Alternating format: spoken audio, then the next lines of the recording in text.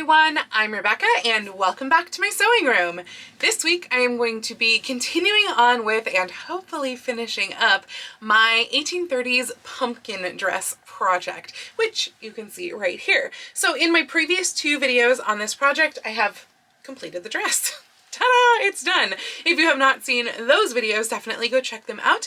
I will link the playlist right here up above and also down below in the description so that you can check it out after you finish this video if you want. But this video is going to be all about the accessories for the project. So if you are not familiar with this project, this is what I'm making. I made this last year and decided that I wanted one for myself. And again, the dress is now complete. However, she is wearing a few accessories with this as well. By the way, this is all patterns from Pemberley threads, so I will link those down below in the description if you want to make the doll size versions of these.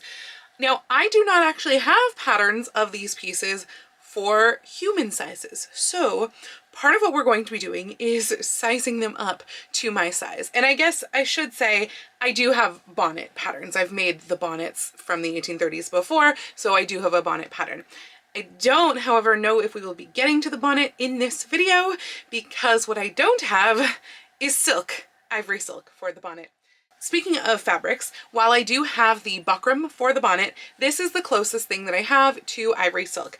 This is like a just off white, but it's a silk file and it's a pretty nice file. This is left over from my Elsa dress, and to be honest, I don't even know how big the pieces are in this. I feel like this may all be little strips now that I'm looking at this, which is what I did not do, you know, before starting this video. I don't know. Okay, we do have some continuous pieces, but 1830s bonnets do take up quite a bit. And file is really not what I wanted. I wanted like a taffeta or a shantung. This is actually a shantung and it works great. But this is what I have left of it, and this does not an 1830s bonnet to make.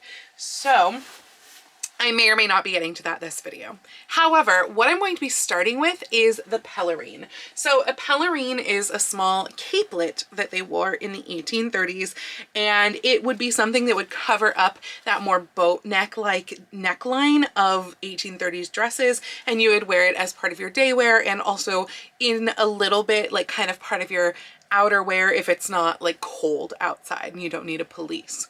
So the pelerine here is just 2 layers that are sewn together at the neckline, and they have ruffles along the edge. And I have plenty of this fabric left, so that should not be a problem at all. And I'm going to attempt to size up the doll pattern to fit my shoulders. So we have a little bit of math to do to figure that out. And then once I do the pelerine, the other item that I hope to be making this week is the chemisette. So the chemisette is this bit right here. You can only see the little collar, but basically it's almost like a dicky type item, and it's a little thing that kind of goes down here inside your bodice, and then you see a nice little collar. And I have one that's kind of similar, but it has a rounded collar and it doesn't have the nice little lace trim. I really like her pointed collar and the lace trim that's on this one, so I'm going to be making this most likely using the pattern that I previously used and just altering the collar and the trimming.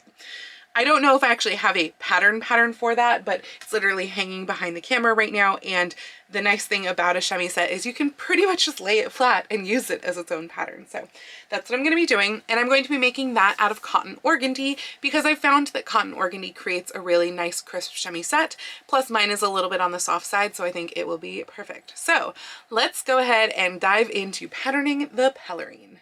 Okay, so here's the thing. I have been doing a lot of pattern testing, manipulation, etc. with this little capelet, and I've been doing a lot of scaling math, and I have come down to kind of a dilemma, slight dilemma on this, and that is of course that humans are not in the same proportion as dolls. I know, wild, crazy news, right? When we look at an American Girl doll, and I'm gonna be really rude to Kirsten here just because I undressed her so I could get all of her shoulder measurements and everything, so please pay no mind to Kirsten. But when we look at an American Girl doll, they are super wide across the shoulders, and then they're rather short in the torso. And so I, on the other hand, am very narrow across the shoulders and pretty long in the torso, or at least average for humans in the torso.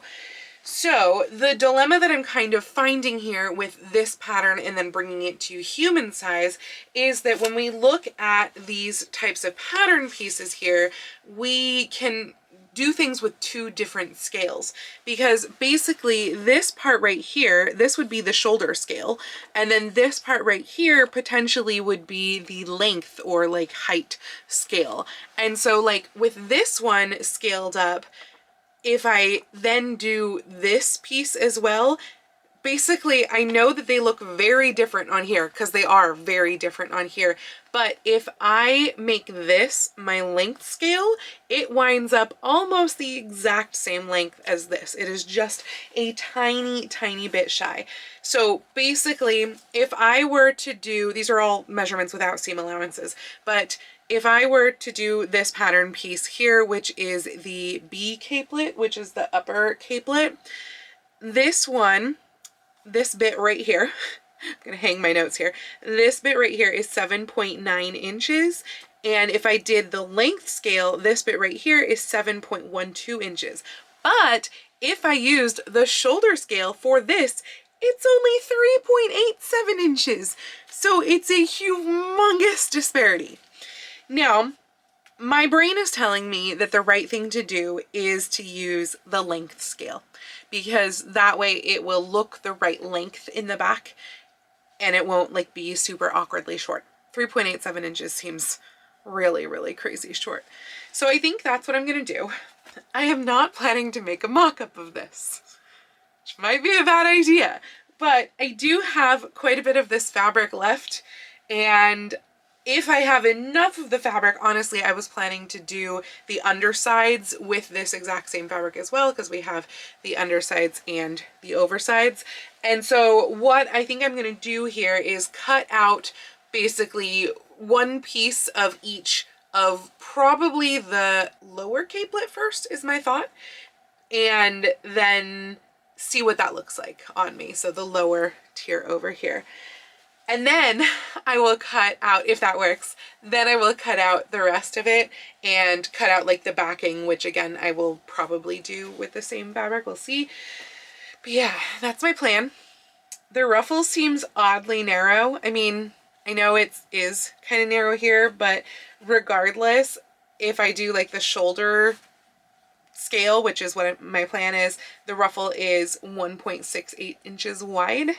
And then obviously I have to add seam allowances on all these. The ruffle is also turned in two, so the edge of the ruffle is actually a fold. So really it's 1.68 inches times 2 plus seam allowance on each side would be like the width of the ruffle. And those are not biased ruffles. Luckily they are across the grain, so that should be much, much easier to do. I will have to figure out the scale of them kind of, but I think I'm just gonna go probably a 2-to-1 ratio for those ruffles.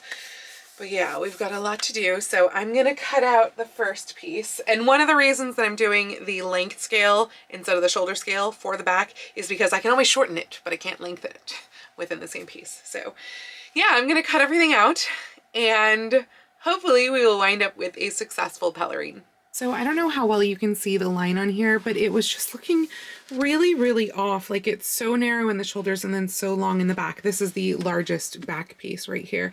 And so then I went and I looked at the dress form, like with the sleeve plumbers in here. Obviously it's still a little smaller because there's no arms in it, but I measured the distance across and it is 29 inches, so 30 inches with seam allowance, which of course is just a tiny bit wider than where this line is. It would be here instead of right here. And I was still feeling like it was weird. And so I went and I looked in Costume in Detail, which if you don't have this book, I highly, highly recommend it. Apparently the current printing on Amazon is red, but I will link to this book down in the description. It's an absolute must have.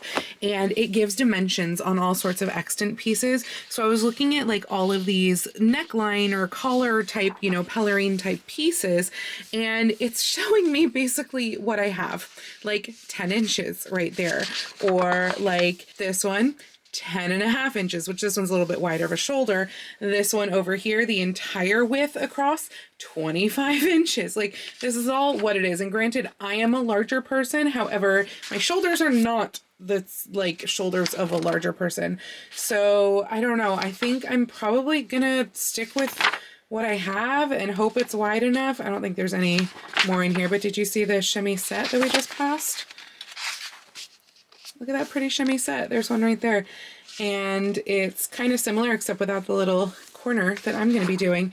But yeah, this book is absolutely, you have to have this book. So go get this book if you don't have it already. Again, linked in the description. And I guess I'm going to stick with the lines that I have. I'll do this outer line, but it still just seems impossibly narrow and very deep. So I'm intrigued to cut this out. So I realize the lighting is horrible. I'm testing this out in 2 ways. One, I'm putting it on the dress form to test width because I don't want to have to keep putting the dress on and off. And I think the width is actually really good. Might even be a little bit too wide, but I will be taking in a 1/2 inch, though then I'd be adding for the ruffle. So I don't know. I think we're really close. Maybe we're a 1/2 inch wide. I did go wider than 15 inches, by the way. I went like 15.5. And then the back, let's put this on and see what the length looks like. So firstly, I am slightly worried that I cut the neck too wide. Now, there is no seam allowance that is taken out of the neckline, whereas like there is going to be seam allowance obviously in the shoulder. So part of that will go away, but it still seems like it's sitting a little bit farther forward than like the apex of my shoulder. I think it's close, but it might be like a 1/2 inch wide or something like that, which I suppose I could again cut down a 1/2 inch shorter this way and then a 1/2 inch up this way, and then I think I might need a little bit more than that in the center back, because hopefully you can see kind of how low it is coming to my waist. And again, granted, we would be folding up a 1/2 inch for seam allowance, but then we'd have the 1.5 inch ruffle. And I think with the 1.5 inch ruffle, it just gets too long. Hopefully you were able to see that. I have no idea what the framing was on that.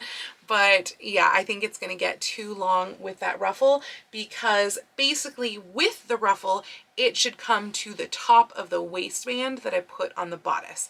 And so I think to get there, I think that probably even like where we're at right now, like I feel like this should be the end of it, including the ruffle. So it would need to be even shorter, and that's already folding this up about 1.25 inches.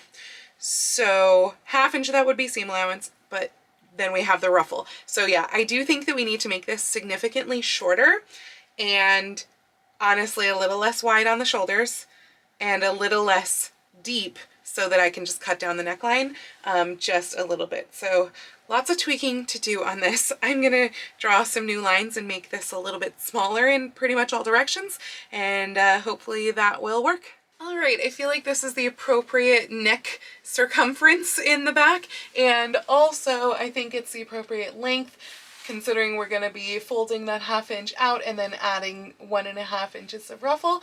I think this is a good measurement for the bottom one. For the top one, honestly, I think I'm just going to make it like about 2 inches. I'm looking at the doll one over here, maybe 2.5 inches smaller than this one, because that way I will get ruffle and then I will get 1 inch and then I will get ruffle basically. So yeah, I think that 2.5 inches smaller in all of the exterior dimensions, I think that is going to be the right answer.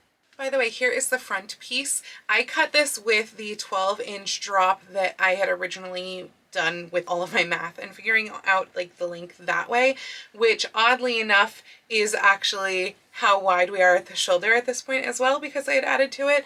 And honestly, I think I'm gonna stick with this length, because if we look at hers, her ruffle, like the bottom of her ruffle, practically hits the top of her waistband. And I think that where we are right here, the same is going to happen to me. So yeah, I think just, you know, because of boobs, and that winds up creating a longer front, I think this is the right drop here. So yeah, I think that is all set for the pattern. And now I'm going to decrease all of the bottom ones by 2.5 inches, like around length, and then cut that out, and that should be the top ones. And then I'll just cut out another set of them, do the ruffles, put this all together. I mean, I'll show you all the steps as I go, but like, yeah, I think we're on the right track. So for the ruffles, I am seaming one end together so that it's right sides together and just a fold over here. And then I'm going to turn this out, and that will be the edge, the center front edge of the ruffle. And then I did also seam together two pieces. I don't know where the seam is, but the two pieces were put right sides together. There we go. And I'm going to cut off some of this excess seam allowance too, but they have such wide selvages. Thanks, Joanne's. And this is going to be the top ruffle, which is shorter. The top ruffle needs to be 78.25 inches.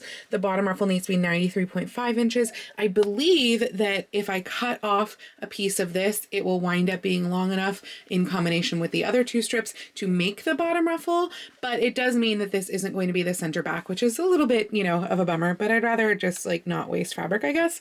So yeah, I believe that that math will work out because this is 86 inches across for two pieces. I guess probably I forget if I counted the seam allowance or not. I think I counted the seam allowance. So yeah, 86 inches. So we'll have a little bit of leeway to cut some off of this one and stick it on the other one in the center. That one I am going to put in the center. And I'm doing the same thing on both ruffles. Then I'm going to fold it once I turn those edges out, gather up the raw edge. That's why I'm not serging it. And that's going to wind up getting sandwiched in between the other pieces of the capelets. Actually, never mind. This strip is not long enough that even the cut off end added to the other one would be long enough. So what I'm going to do is I'm going to cut off an equal amount from each of the sides. That way I can have the seam wherever it is in the center back, and then I'll just cut another piece that will wind up going in between the other two pieces for the larger ruffle. So I don't know what was going through my brain before, but these numbers are totally wrong. That's only half of the ruffle that I need for each of these. So even though now I have gathered up all these ruffles, finished the edges, etc., I need to actually make twice this and then somehow join them together at the edges and then attach them to the capelet pieces. I'm a little bit fed up with myself with the whole ruffle situation, so we are going to move on to chemisette. So I'm looking at the doll chemisette patterns here, and that way I don't have to dig out my stuff and use mine, which is I think in the garage. And I am basically looking at the Pelerine here and then the chemisette here. So you can see that the shoulder slope, it's a little bit more sloped, pretty much the same neckline, and then it's a little longer in front and it comes in like this. So it's going to be really, really easy to duplicate. So I'm just going to do that, basically sloping the shoulder down here, following this neckline and extending down the front and making this go down this way. And I'm going to cut that out in some cotton organdy. So I have the body pieces of the chemisette cut out, and now it's time to figure out the collar. Now, if I were, you know, really going to be hard on myself, I would attempt to size this up to my size, but I'm not. So what I did was I grabbed a few they're all the kind of Civil War era patterns, all of which have a pretty similar collar piece. All these are like separate collars, but I can add them onto a chemisette quite easily. And I just pulled each one out to see what's going to be the closest. So as you can see, I feel like pretty much right away, this one does not look close at all. It is pretty much like almost flat on the bottom with just a little bit curve up. I don't think that one's going to work. This one was from this pattern right here. So we're going to take that one off of our list. And then this one right here is from this pattern, which I've now used a couple of times. I love this pattern. This is 3727. If you can get your hands on it, it's very long ago out of print, but it's a really, really good one. And this collar is honestly not terribly off from what we have here. I do think that we've got a lot more of a curve up this way. I mean, if we look at that, we got a huge curve up that way, to be honest. So I don't know, I'm a little bit doubtful, but at the same time, when we look closely at this, what we're seeing is that it's not actually laying right. Like it's kind of buckling up on itself. Do you see that right there? And obviously I don't want that to happen. I do want it to lay like a normal collar. So I don't know, we might just have to experiment really, or maybe, who knows, maybe it's actually somewhere in between those two. Regardless, this would need to be turned into a point as opposed to rounded off. And then there's also this one right here, which is from this pattern right here, which is 4510.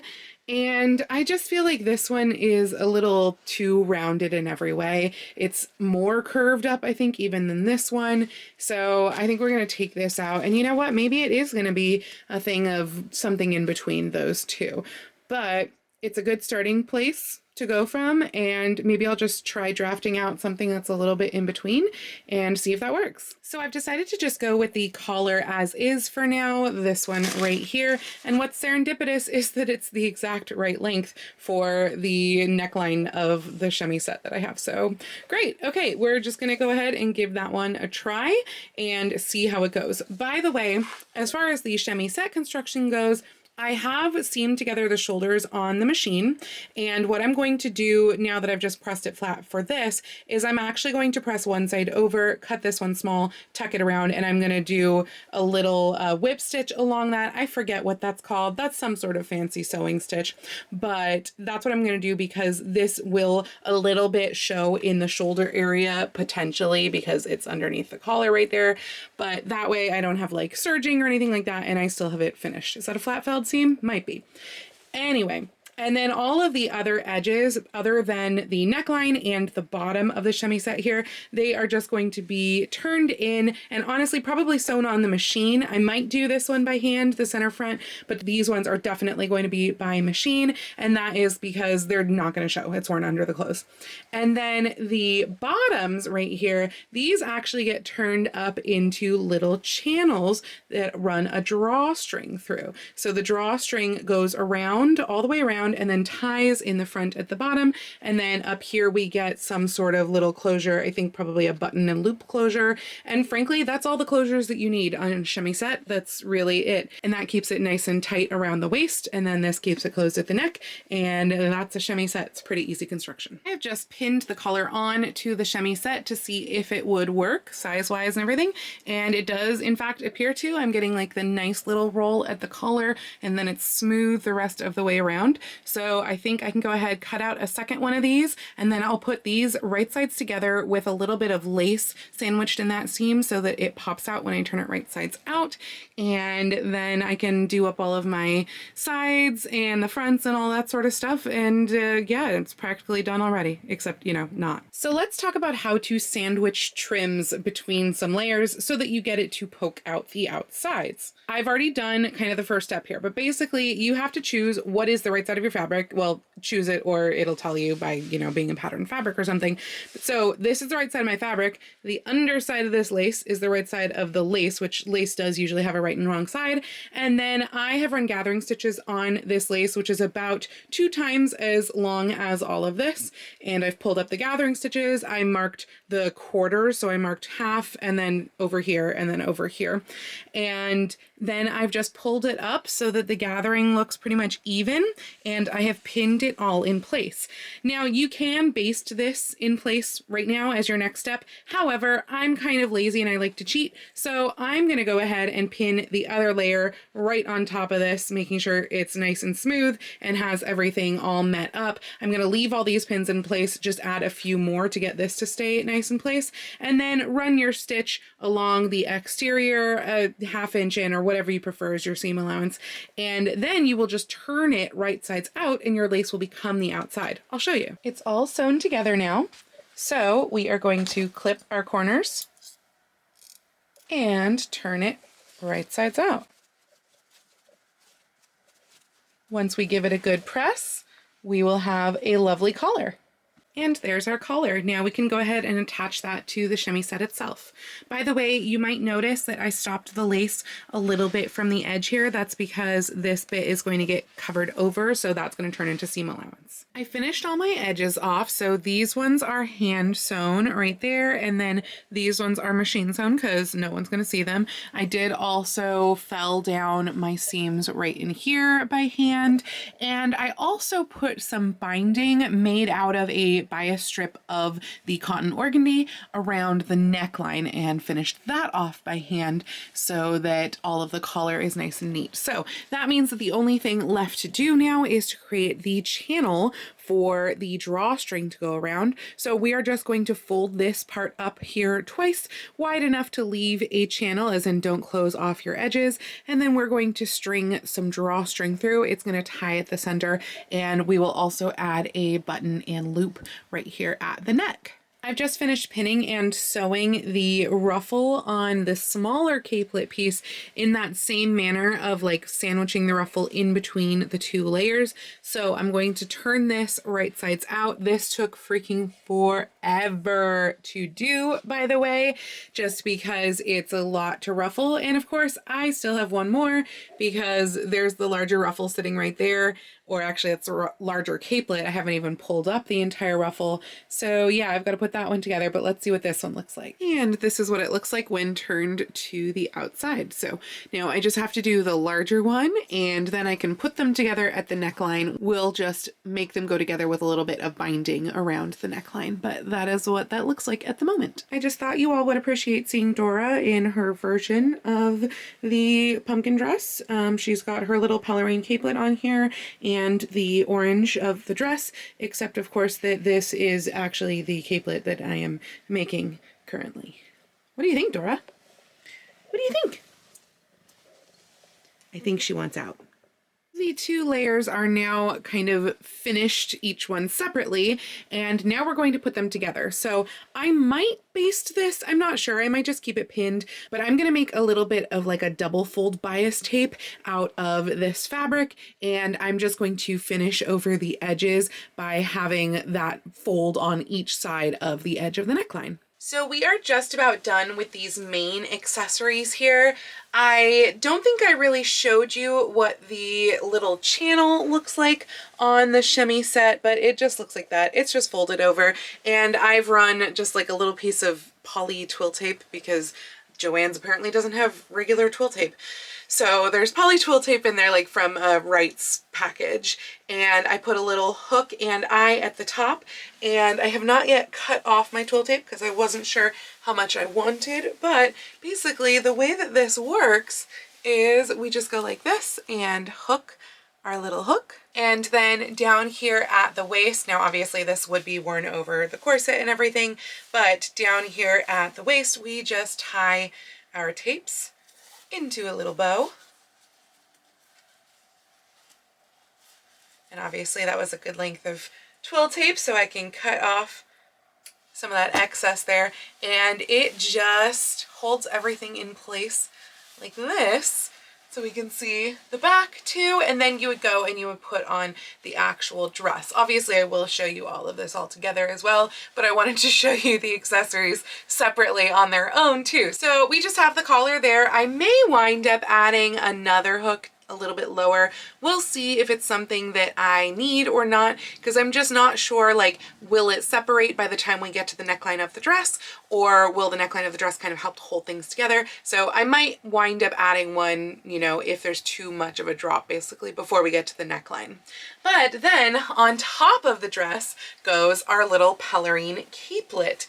And so on this one I added 3 hooks, so there's 3 right there, just because I felt like it was gonna flap around if I didn't have as many, and then 3 eyes on this side. I did, for both hooks and eyes, I did try and go through both layers so it would keep the edges together. So there's just a couple of stitches that are going through both, but once we would have the dress on, and I've seen this worn both over and under the collar of the Chemisette, I'm gonna put it under because I think that's cuter, and we would just hook this together. And so over the dress we would get the Pelerine. Now obviously I don't have the big sleeves to hold it out, but basically it's going to wind up giving this sort of silhouette once all is said and done. So it's going to be very much like a shoulder moment here with our big puff sleeves underneath. You know, just picture that underneath. Though actually doing a decent enough job holding up on its own even.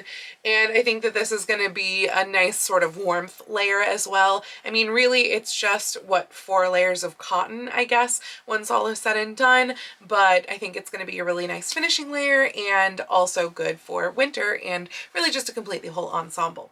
However, speaking of completing ensembles, there is actually one piece left to this ensemble, and that is the bonnet. So the bonnet that I am attempting to emulate is this little one right here, again from the Pemberley Threads pattern kit, and I really do quite like the shape on this. I think it's got such a nice, like, wide and open look to it. I think it's really just quite nice.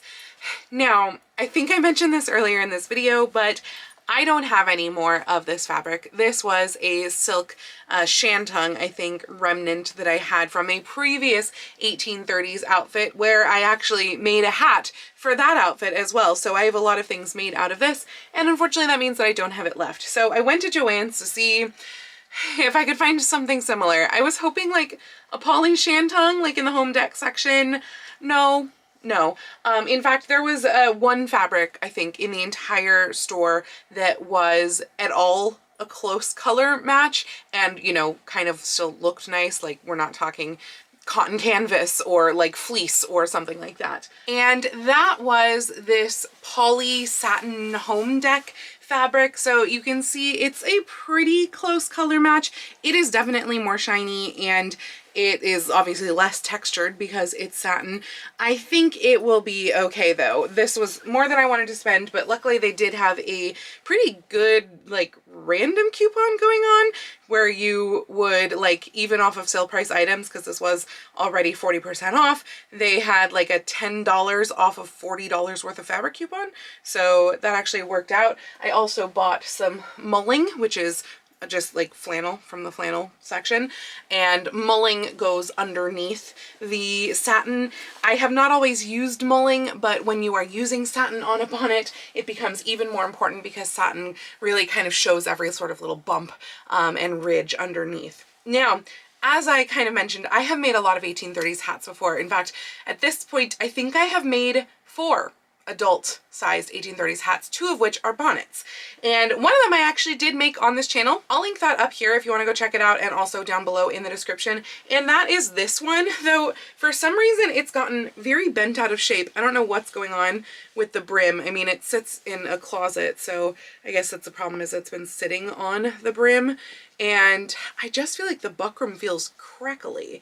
But yeah, that is this one. It went with my spring one. And I do really like this shape. I like this better than my other one. My other one is this one right here. This I made for a different plaid one. And I feel like you can see that it is, hi Dora, it is very tall for one thing in the crown, and also it doesn't have enough of a cutaway in the back of the neck, and it forces the bonnet to really come forward a lot. Now obviously I don't have the correct 1830s hair going on. That will help things because 1830s hair has a little bun, and the bun kind of holds the top crown of the bonnet or hat in place, so that is handy. But when we look at these in comparison, I think you can see that this one is much kind of wider and flatter, and also has a larger crown. So I've kind of tweaked my pattern over the years, and I luckily do have that pattern. That said, the pink one is still not perfect because I wound up having to kind of like curve up the back so that I wouldn't hit into my shoulders.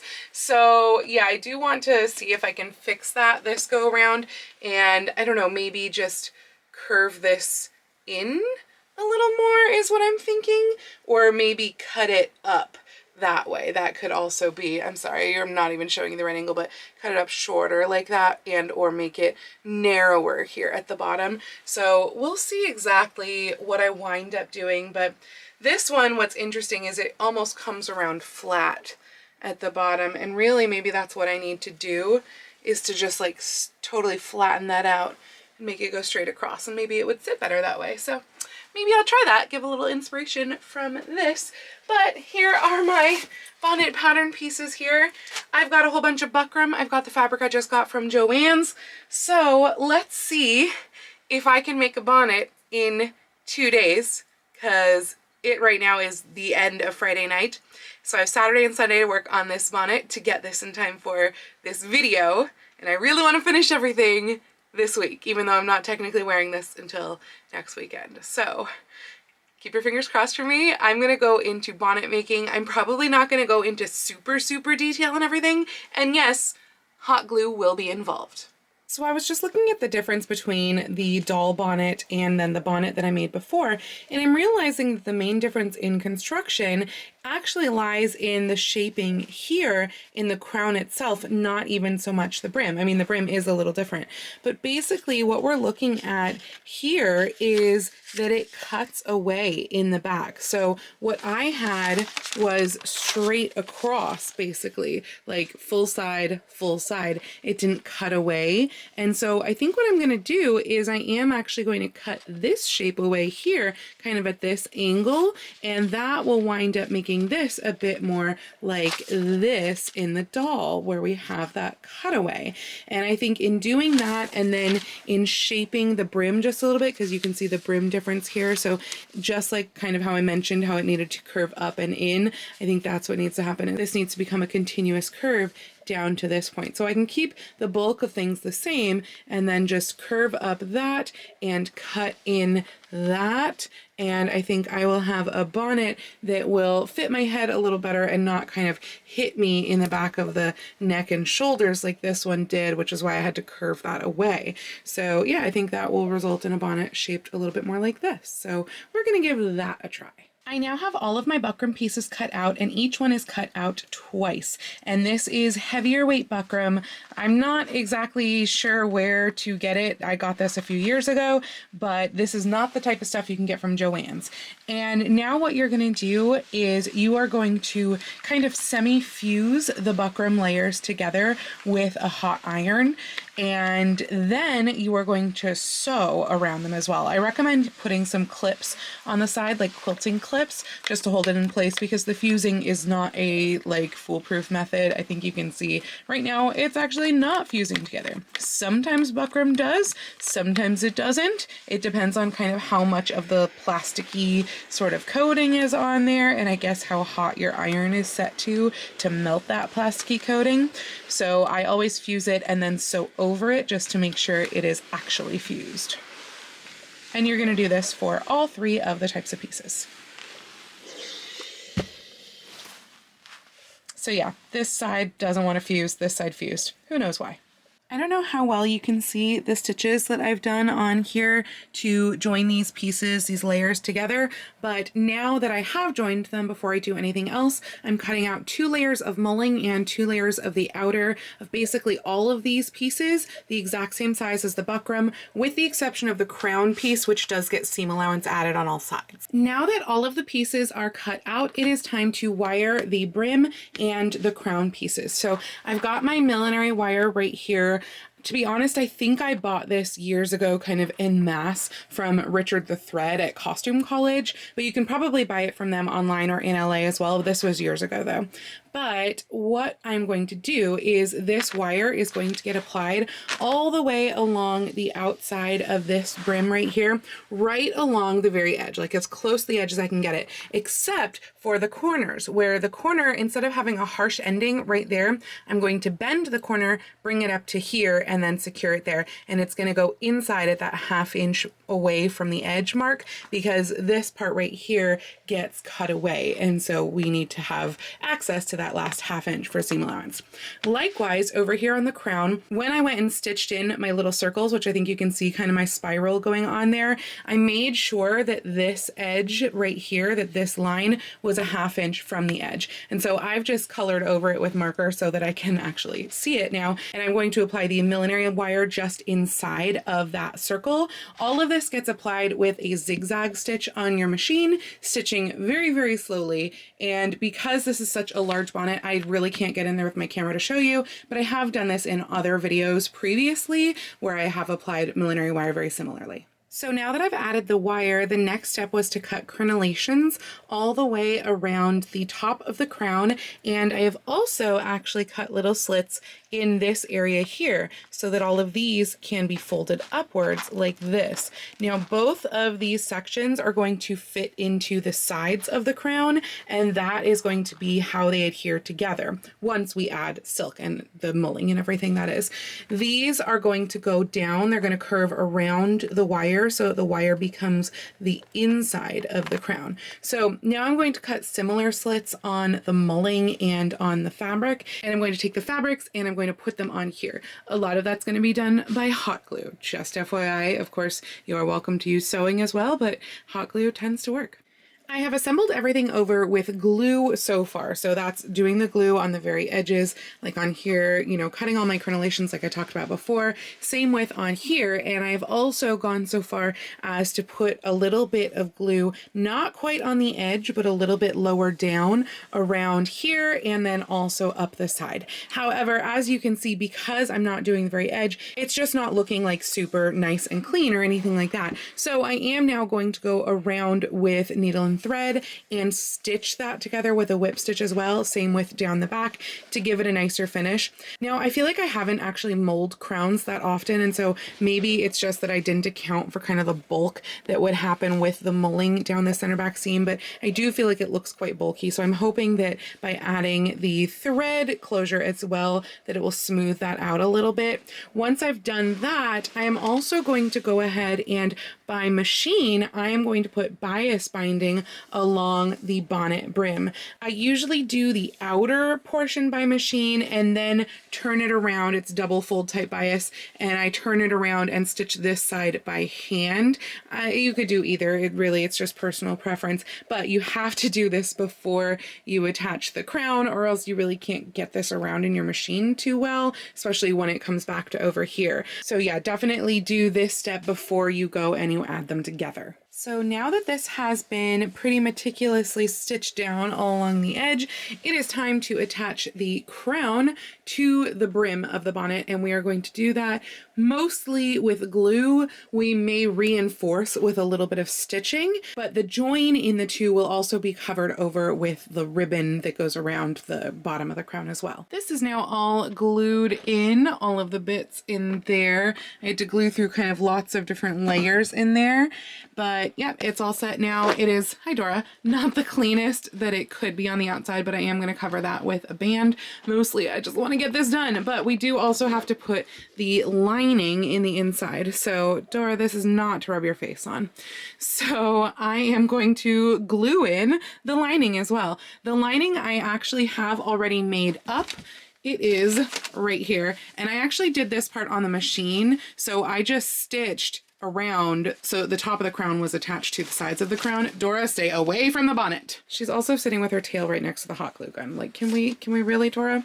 So yeah, this is just going to get pressed with these edges right here. And then, Dora, get off my bonnet. It's not for climbing in. I know it's big. Here, Dora, you can wear it. There's my cat in a bonnet. On a bonnet, in a bonnet. Oh my gosh. Really, Dora? I know, this is what you guys are here for anyway, cat content. My cat basically fully fits in my bonnet. So I'm going to fold over the edges of this and then glue those edges down right over where the crenellations are so that it makes the inside all nice and clean. Bye, Dora. Okay, so I think I am going to attempt to sew this bit of the lining in because I think that is going to look a lot better than if I attempt to glue it. However, once that's done, then I am going to cover up all of my lovely hand sewing stitches here by gluing in this trim along the exterior, or I guess it's really the interior of the brim, but the outside edge.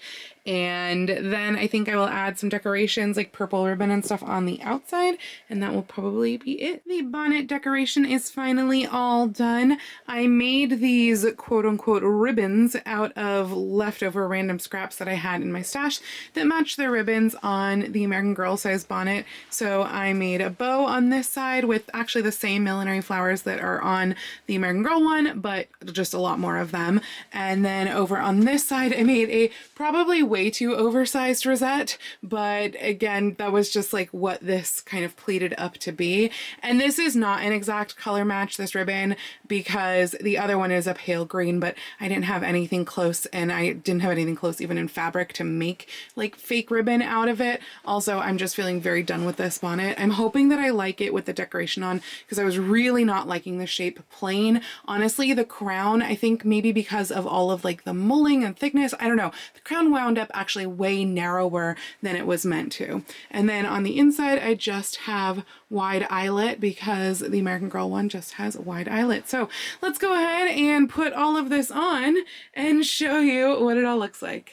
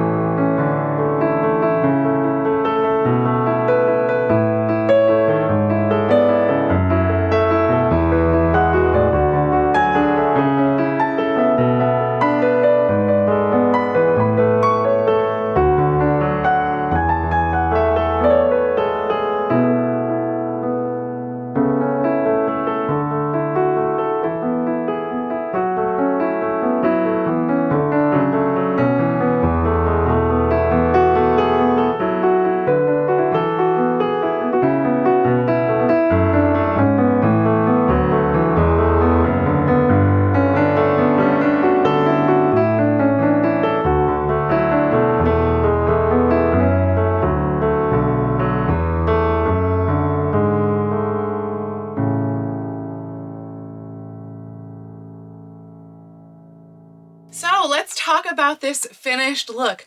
First off, this is so much warmer of a costume than I had anticipated. This is warm. It is amazing what 4 layers of quilting cotton can do. I was walking around that park sweating, and I feel like I look like a total sweaty mess right now too. Surprisingly, the bonnet also adds a lot of warmth, and I think part of that is because it is kind of more forward shaped than I really would have want. So it kind of adds warmth, not only like just sitting right at the top of my head, but almost a little bit around as well. And I do want to talk really briefly about the fact that like this sort of hairstyle actually does a fantastic job of positioning a bonnet and keeping it in place where it is supposed to be for this era. So this is just a hairpiece braid up here. These are both hair pieces, and the ends of them go up underneath this, as does all of my own hair, and it is honestly pretty easy. I wound up having to do my hair after putting the dress on because I knew that I was going to be struggling to get through this anyway with it like half done up the back, and I am definitely nervous about how I'm going to get everything off, so hopefully that will succeed. I have made little reels for like the putting it on, and I will probably make one for the taking it off, so you will see those pop up on Instagram at some point if you are following me over there, also at Lady Rebecca Fashions. But yeah, overall, honestly, I'm quite pleased with the outfit. I did wind up sewing in the sleeve plumpers to the actual arm size last night, just because I knew there was no way for me to like tie them in place because I would need assistance with that. So sewing them in worked well. They are where they should be. They have stayed in place this entire time. I'm not getting poked with safety pins, etc. And I think that overall I did a really good job translating the doll outfit to my outfit, and it was just kind of fun to go around and, hi Dora, take pictures with my doll in her outfit as well. So yeah, overall a success. I think the only thing that I would have tweaked is just having that bonnet shape just a little bit different, but everything else I love. So very happy with it. Hopefully you have enjoyed this entire project series. Let me know if you have ever made any 1830s outfits, or if you plan to, down in the description. I know 1830s can kind of be that like awkward era that a lot of people don't really want to touch because it's kind of kooky, right? It's a little bit funky, this style of dress. It's not your typical like, oh, pretty lovely historical costuming. It is definitely like Cupcakeville, and I'm here for that. Anyway, if you liked this video, please go ahead and click the thumbs up icon, and if you'd like to see more videos like this from me, please go ahead and click subscribe and the little bell icon to be notified every time I post a new video.